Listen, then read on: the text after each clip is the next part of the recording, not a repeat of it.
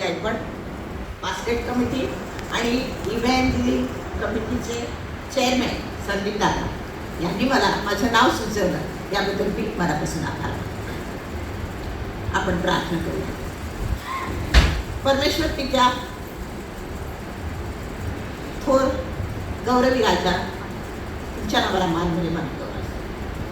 आजचं वचन हे प्रत्येकाच्या अंतःकरणाला स्पर्श जाऊ आणि मला लागणारं बळ, शक्ती, सामर्थ्य आणि ज्ञान तुम्ही पुरवत आहात, याबद्दल तुमच्या नावाला धन्यवाद.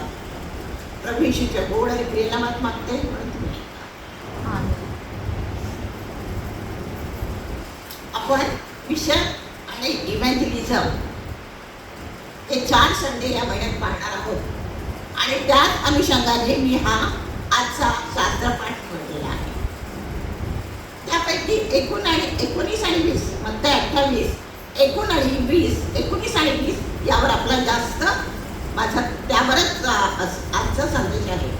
तेव्हा तुम्ही जाऊन सर्व राष्ट्रातील लोकांना शिष्य करा, त्यास पिताच्या, पुत्राच्या व पवित्र आत्म्याच्या नावाने बाप्तिस्मा द्या आणि जे काही मी तुम्हाला आज्ञा दिली आहे ते सर्व त्यांना पाळावयास शिकवा.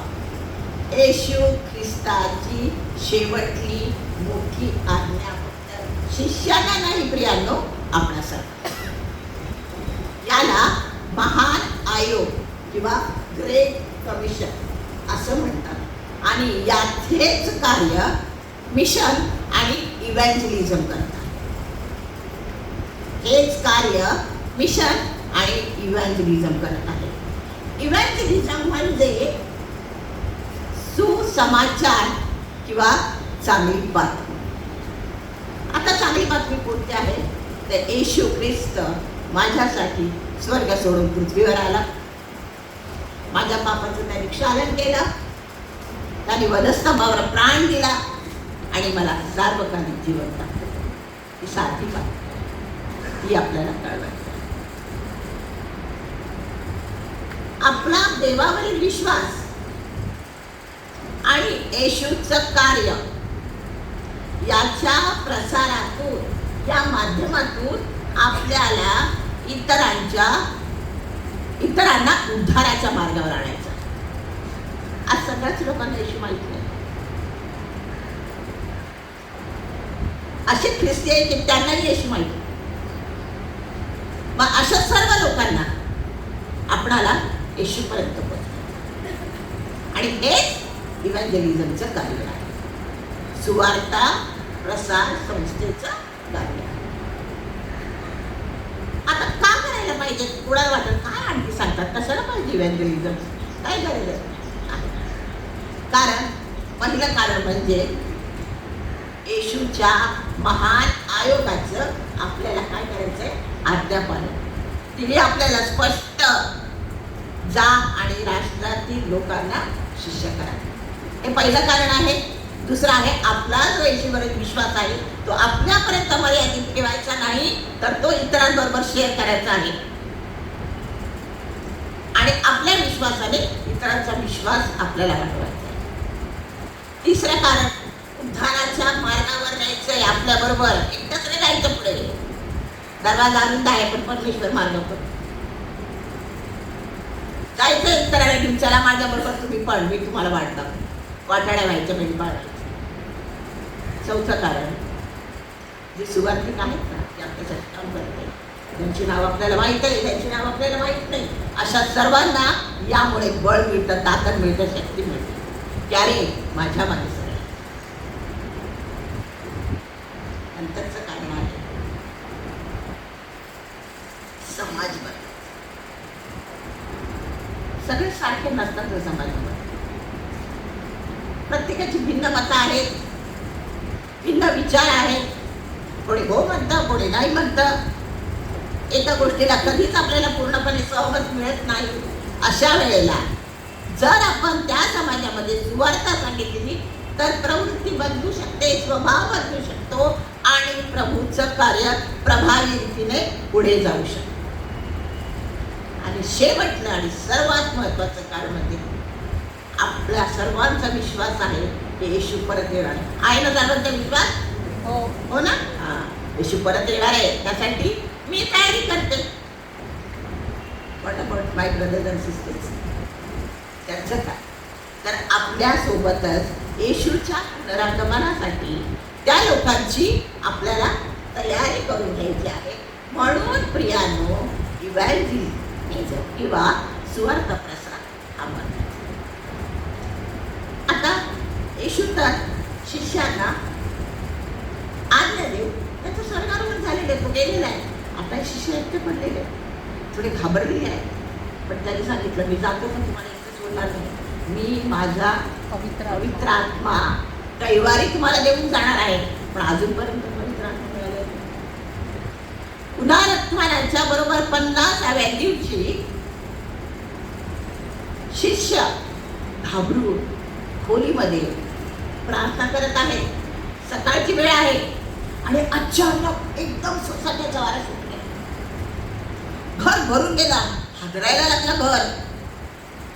सगळे घाबरले, हे काय असं झालं?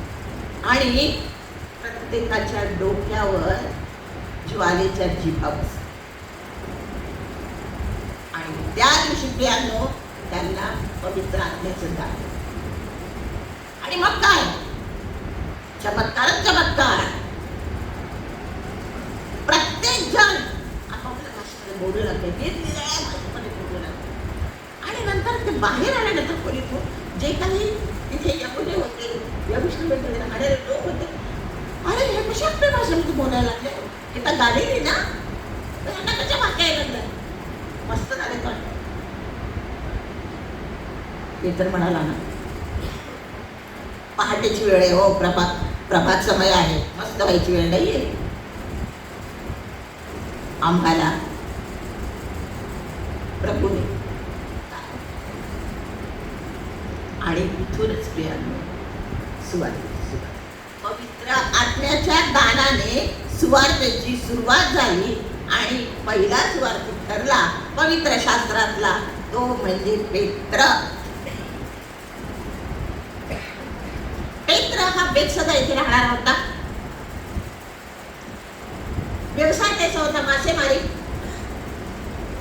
चंचल, उतावळा, आक्रमक, धाडसी आणि थोडा घाबरला.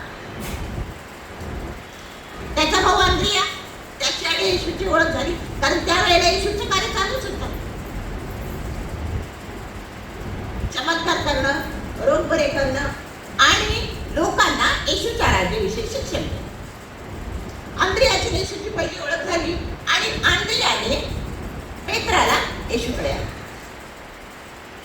येशूने बघितलं, आवडलं बरं का पेत्र येशूला. पेत्र येशूला आवडला आणि 12 शिष्यांमध्ये पेत्राची गणना झाली. आणि फक्त 12 शिष्यांमध्ये नाही, आवडत्या शिष्यामध्ये,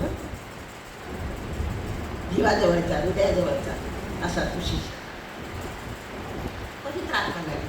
पेत्र उतावळा म्हणजे कसा हो? कोणी सांगेल का एखादं उतावळेपणाचं त्याचं उदाहरण? दुसरी घटना सांगा. उतावळा येशूला बघते पाण्यावर येताना, येऊ का प्रभू?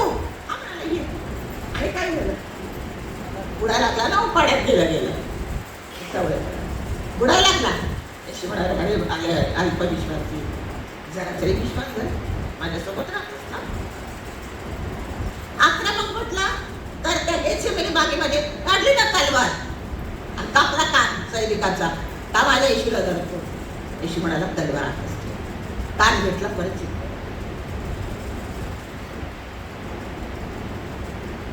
आणि धाडसी माहिती कधी झाला तो? सगळ्या यहुदी लोकांसमोर आणि यरूशलेममध्ये त्याने देवाच्या नावाची सुवार्ता केली आणि पहिला सुवार्थी झाला. बिलकुल घाबरला नाही. मग धाडसाने त्याने पहिलं भाषण केलं, सुवार्ता गाजवली, सुसमाचार सांगितला, चांगली बातमी सांगितली. आणि त्यावेळेला प्रियांनो 3000 लोकांची भर त्यामध्ये पडली. बाप्तिस्मा घेतला. येशूने सांगितलं बाप्तिस्मा द्या, त्यांनी बाप्तिस्मा घेतला आणि ते सर्व येशूला अनुसरले. चालले पेत्राचं काम, सुवार्ता सांगायचं, या नगरातून त्या नगरातून. दुसऱ्या वेळेच्या भाषणामध्ये 5000 लोक आले. उत्साह वाढला, माझा प्रभू, माझा देव. आणि नंतर त्याच्या सुवार्थीमध्ये इतकं बळ आलं, इतके लोक त्याच्या मागे आले की त्याची मोजदार करता येईना. ख्रिस्ती मंडळी वाढली. शेवटी काय आहे? छळ हा होणारच. छळ हा होणार. खूप त्याला प्रतिबंध झाला, त्याला तुरुंगात जावं लागलं, खूप त्रास झाला. आणि शेवटी इतके सारे चमत्कार सुद्धा केले प्रियांनो, पवित्र आत्म्याची दानती. त्यांनी लग्न विकारायला बरं केलं. लोक इथे पक्षपाती माणसाला बरं केलं. इतकंच नाही, तबिथा म्हणजे ती दुर्कस होती, येशूची शिष्या, तिला त्याने मेलेल्यातून उठवलं. बघा पवित्र आत्म्याचं कार्य. पण त्याला शेवटी धरून तुरुंगात टाकलं. केलं त्याने काम सोडलं, घाबरला नाही. आणि तेथून त्याला रोमला नेलं आणि तेथे नीरो बादशहाच्या काळात त्याला उसावर मारलं. उसावर मारलं त्यावेळेला तो म्हणाला, मला प्रभूसारखं मरण नकोय, मला उसावर उलट टांगवा, कारण त्याच्या लायकीचं मी नाही आहे. आणि त्याला उलट टाकून उसावर त्याचं मरण झालं. पण सुवार्थिक म्हणून त्याने अतिशय उत्तम काम. आता हा येशूच्या जवळ होता, येशू बरोबर राहत होता, येशूला त्याने पाहिलं होतं, त्याचा प्रभाव येशूवर पडला होता आणि म्हणून त्याची सुवार्ता सुद्धा प्रभावी झाली. आता मी जे दुसरं पात्र निवडलेलं आहे ते म्हणजे शौलाचं. तो अगदी वेगळा आहे बघा. तो येशूचा विरोधक आहे, ख्रिस्ती समाजाचा विरोधक आहे. तरी प्रभूने त्याच्याकडून सेवा करून घेतली. शाऊल हा तार्स येथे जन्मात आला. शाऊल या नावाचा अर्थ आहे मागितलेला, मागून घेतलेला. आणि तो त्या तार्स शहरावर रोमची सत्ता होती म्हणून तो रोमी होता आणि परुषाचा पुत्र म्हणून येतो. त्याला यहुदी धर्माचा खूप अभिमान. आणि तो लहानपणीला खूप तल्लख, खूप हुशार. 12 किंवा 13 वर्षाचा असताना त्याला त्याच्या पालकांनी यरुशलेमेला गमलियल या यहुदी पंडिताकडे पाठवलेलं आहे धर्माचं शिक्षण घ्यायला. आणि तेव्हापासून त्याला इकडू तरुण वयापर्यंत त्याच्याकडे त्याने धर्माचं शिक्षण घेतलं, गमलियलकडे. तो पंडित होता, यहुदी पंडित, यरुशलेमेला. तिकडे त्याने त्याचं शिक्षण घेतलं आणि तो धर्म पुढारी झाला. शौलच आहे, अजून पाऊल झालेलं. तो धर्म पुढारी झाला आणि त्याने बघितलं, अरे बापरे, पेत्राच्या सुवार्थ प्रसारामुळे इतके लोक प्रभूला अनुसरलेले आहेत. आत्ता म्हणाले म्हणजे मला हे थांबवलं. अनेक माझे यहुदी बांधव सुद्धा ख्रिस्ती होत आहेत, हे कुठंतरी थांबलं पाहिजे. आणि त्याने विरोधाची भूमिका घेतली. शिष्याला पकडलं, तुरुंगात टाकलं. इथं म्हटलेलं आहे तो फुटकार टाकत होता, फुटकार. सर्प,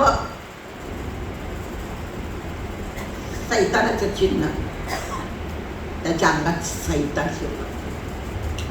मुख्य याजकाकडून अधिकार पत्र घेतलं, मला द्या, मला पकडायचं, त्याला टाकायचं तुरुंगात, ख्रिस्ती धर्म मला नाहीसा करायचा आहे, द्या मला तुम्ही अधिकार. मुख्य याजकाकडून दिलं त्याला अधिकार आणि ते पत्र घेऊन बघा प्रियानो तो दिमिश्काच्या वाटेवर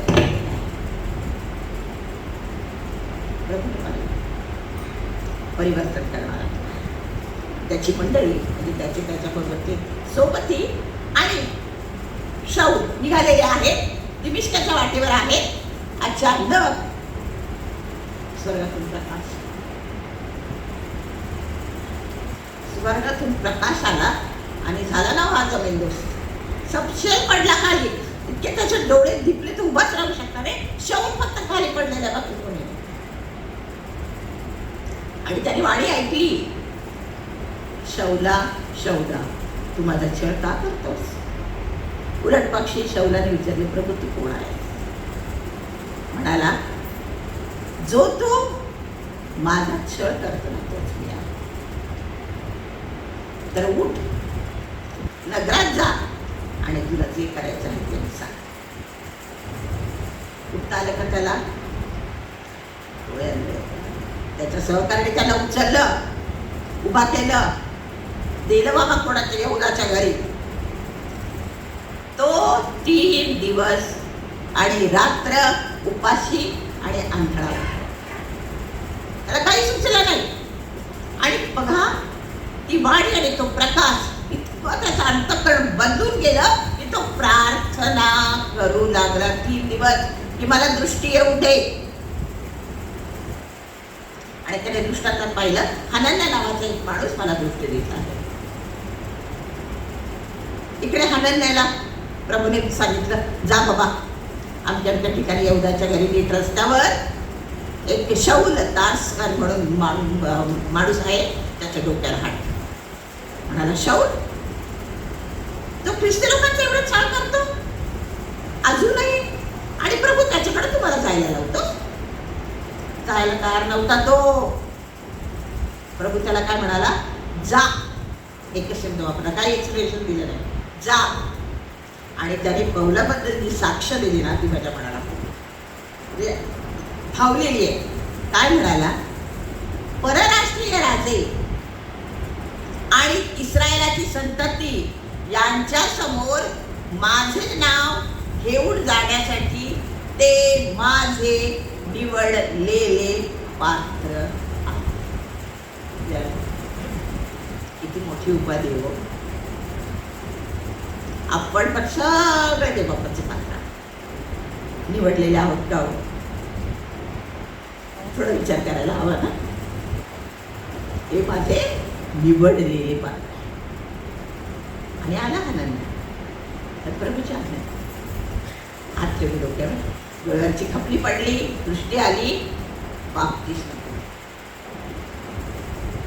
बाप्तिस्मा घेतला, ख्रिस्ताचा स्वीकार केला आणि मग लगेच न्यायसभेसमोर गेला आणि काय सांगतो, ख्रिस्त हा देवाचा पुत्र आहे. भेटत नाही लागलं ना. कालपर्यंत म्हणजे ख्रिस्ती लोकांना पकडून देत होता तुमचा, आज स्वतः बोलतोय ख्रिस्त हा देवाचा पुत्र आहे. घाबरलं नाही? घाबरलं. कारण त्याला सांगितलं होतं येशूने की माझ्या नावासाठी तुला छळ सहन करा. तू लोकांचा छळ केला ना, तुला छळ सहन करा माझ्या नावासाठी. आणि प्रियाने न घाबरता शौलाचं पाऊल झालं आणि सुवार्तेला त्याने सुरुवात. अनेक ठिकाणी तो गेला, भाषणाद्वारे त्याने सुरुवात. खूप लोक वळलेले आहेत त्याच्याकडे आणि त्याला बघा दगडमार सहन करावा लागला, उपास सहन करावा लागला आणि तुरुंगात खूप वेळा तो गेला. आणि तुरुंगात गेल्यानंतर तो शांत बसला का? नाही. त्यांनी आपल्या सुवार्ता प्रसाराचं काम लेखणीने केलंय. म्हणजे काय केलं बरं? मंडळांना पत्र लिहिलं. ज्या मंडळ्या होत्या जेथे जेथे करिंथ आहे, रोम आहे, फिलिप्पी आहे, कलस्से आहे, गलती आहे, थेसलोनिका आहे, ज्या ज्या ठिकाणी त्यांनी भेटी दिलेल्या आहेत आणि आपल्या त्याने 3 मिशनरी फेऱ्या केलेल्या आहेत सुवार्तेच्या. त्या त्या ठिकाणच्या लोकांना पत्र लिहून त्याने क्षेम कुशल विचारलं आणि ख्रिस्ती जीवन कसं जगावं याचा बोध. बघा ते वाचताना ना खूप अंगावर काटा येतो. त्यांनी दाखवून दिला की ख्रिस्ती स्त्रीने कसं असावं, पुरुषांनी कसं असावं, लेकरांनी कसं असावं, दासांनी कसं असावं, बालकांनी कसं असावं. प्रत्येक गोष्टी त्यांनी ख्रिस्ती समाजातील लोकांनी कसं वागावं याचा बोध. पुन्हा तेच पेत्रसारखंच त्याच्या नशिबी आलेला आहे.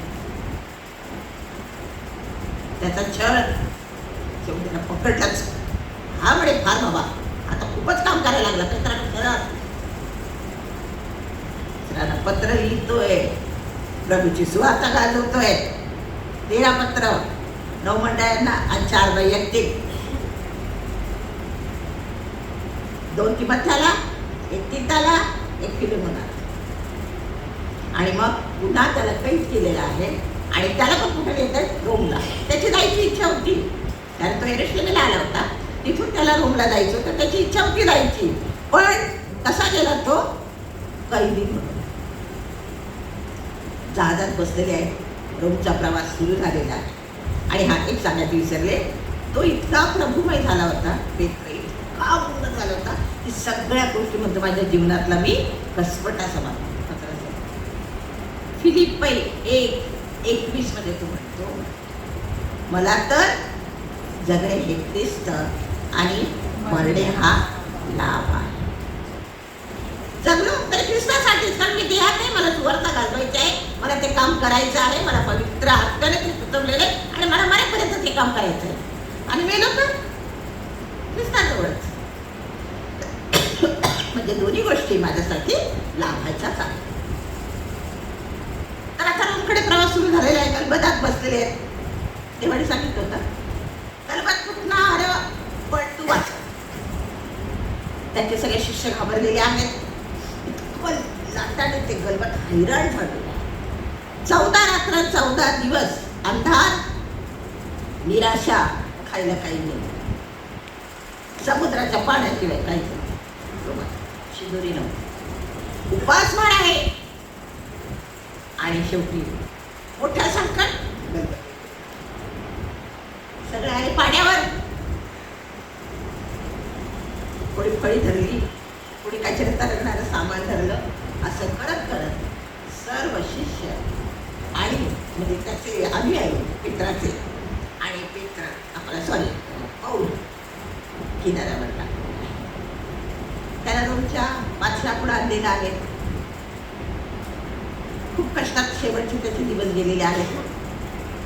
2 वर्ष तो एका भाड्याच्या घरात, समाप्ती बघा प्रेषितांची कृत्य त्याच्यात लिहिले की 2 वर्ष तो भाड्याच्या घरात राहिला. पण तिकडं पण तो येणाऱ्या जाणाऱ्यांचं स्वागत करत होता आणि येशूची शिकवण त्यांना देत होता.